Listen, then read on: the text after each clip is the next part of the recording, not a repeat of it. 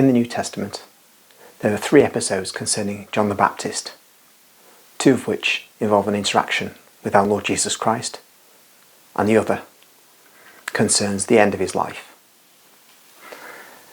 There are the visitation of the Blessed Virgin Mary to St. Elizabeth, when St. John the Baptist senses in the womb of St. Elizabeth the presence of our Lord Jesus, who is at that point in the womb of the Blessed Virgin Mary. And that's recorded in St. Luke's Gospel. Then we have the baptism of Jesus, which is recorded in all the Gospels. And then we have the death of John the Baptist. But there is more to John the Baptist than is contained in the Gospels. St. John himself tells us, St. John the Apostle that is, tells us that if one were to write everything about Jesus, then it wouldn't fill all the books in the world. Or something like that, I paraphrase slightly. So I'm going to read from Maria Valtorta's writings, which gives us a great amplification of the information that's contained in the Gospels, plus supplementation of that information with entirely new details. I'm going to give you something that is an entirely new detail about John the Baptist, and it concerns Jesus' encounter with John when he is aware that his end is nigh. It's not immediate, but he knows that he's marked for death at the hands of the authorities at the time, which would be Herod, not the Romans, but Herod Antipas, not Herod the Great, who was the one who sought to kill the Messiah and resulted in our Feast of the Holy Innocents after Christmas. Herod Antipas is one of the sons of Herod the Great. I'll read from chapter 148 of the poem of the Man God, also known as the Gospel as Revealed to Me, and it's entitled Jesus Visits the Baptist Near Enon. It's given to Maria Valtorta on the 27th of April 1945, and it's found in volume 2 of the Poem of the Man God, hardback edition 1986, from which I always read. It is a clear moonlit night, so clear that the ground appears in all its details, and the fields covered with corn, which has just come up, look like green silver plush carpets, on which the country paths seem dark stripes, watched over by the tree trunks that are white on the moonlit side and completely dark on the other. Jesus is walking steadfast and alone. He proceeds very fast along his way until he reaches a stream that is flowing down, gurgling towards the plain in a northeast direction. He goes upstream as far as a lonely spot near a woody slope. He moves to one side, climbs up a steep path, and arrives at a natural cave on the side of the hill. I will just make a brief pause, just for now, just to say that you notice how she describes the scenery, the direction Jesus goes in, the reference to the vegetation, the stream. It's very clear that this will be over the top for a novelist. And further, it's very, very precise. It is as if she really is seeing what she's describing, because it's hard to see why she would go into such detail otherwise. And it's further reason to believe that her visions are of what actually was happening 2,000 years ago during the ministry of Jesus. And there are other reasons to believe that in the first dozen or so videos that I produced concerning Maria Valtorta. But I shall continue. He goes in and bends over a body that is lying on the ground and can be seen only indistinctly in the moonlight, which shines on the path outside, but does not illuminate the cave. He calls him, "John." The man awakes and sits up, still drowsy.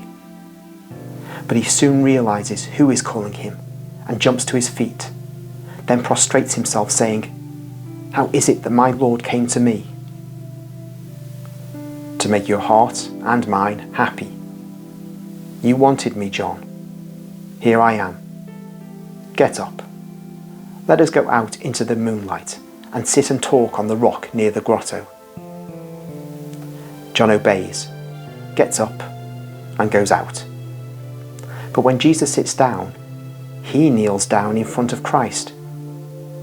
He is wearing a sheepskin, which hardly covers his very lean body, and he pushes back his long dishevelled hair, which had fallen over his eyes, to see the Son of God better. The contrast between them is very strong.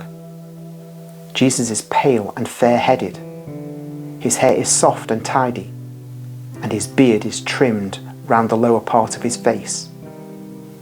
John is like a bush of very dark hairs, in which two deep-set eyes can be seen, two feverish eyes, I would say, as they shine so much in their jet-black setting. I've come to thank you.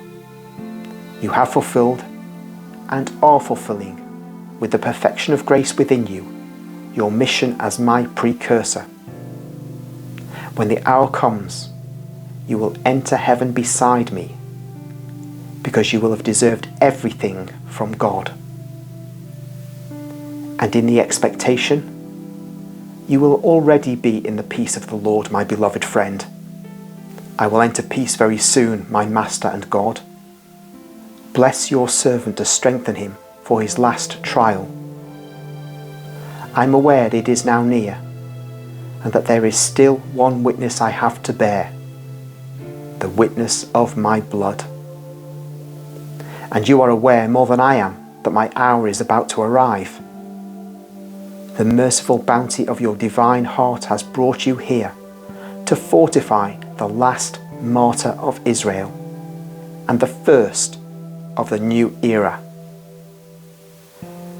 Just to stop there, that statement by St. John the Baptist confirms a view within the Catholic faith that John is the last prophet of the Old Testament, but also the first martyr of Christ.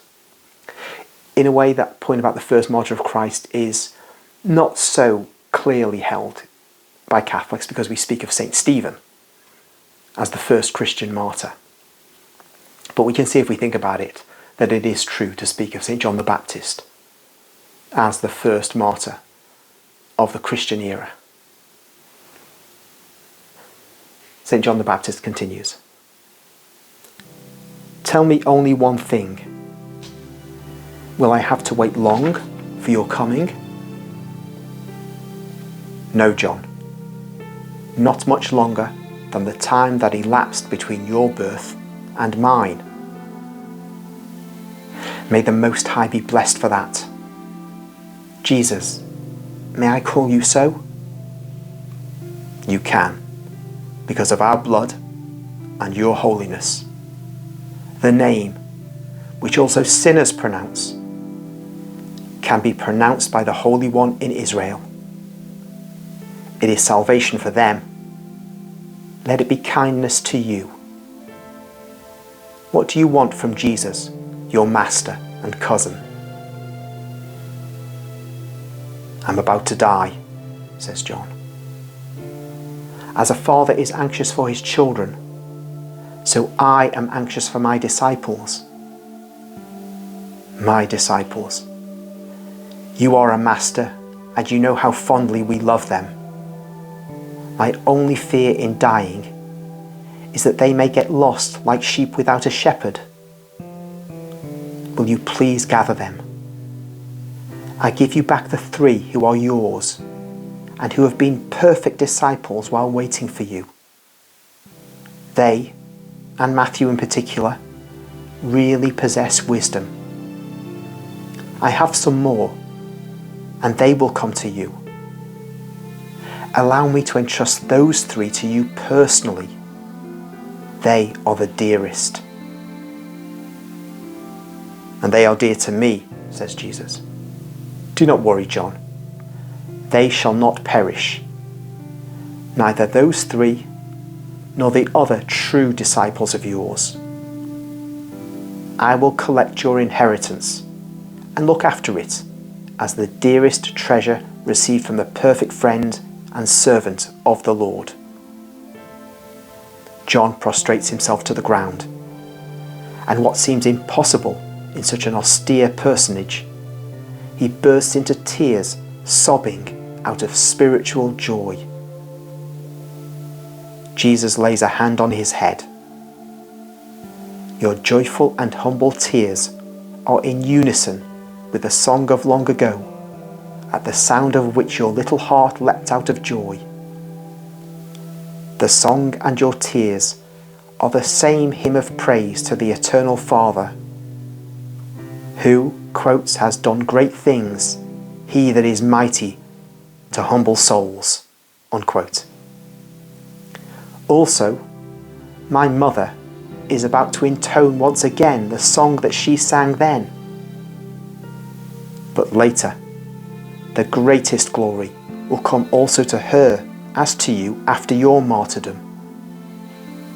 I convey also her greetings to you. You deserve all respect and comfort. Here, it is only the hand of the Son of Man which is laid on your head. But light and love are descending from the open heavens to bless you, John. I do not deserve so much. I am your servant. You are my John. That day at the Jordan, I was the Messiah who was being revealed. Here, now, it is your cousin and God who wishes to give you the viaticum of his love as God and as a relative. Get up, John. Let us kiss each other goodbye. I do not deserve so much. I have longed so much for it all my life. But I dare not do that to you. You are my God. I am your Jesus. Goodbye. My soul will be near yours until peace comes. Live and die in peace for the sake of your disciples.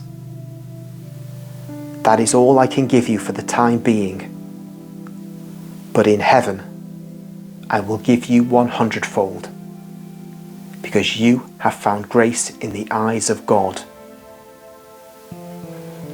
Jesus has lifted him and embraced him, kissing him on his cheeks and being kissed by him.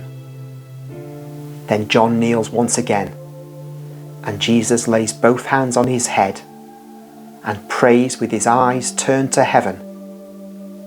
He seems to be consecrating him. He is impressive. They are silent for some time. Then Jesus takes his leave with his kind salutation. May peace be always with you.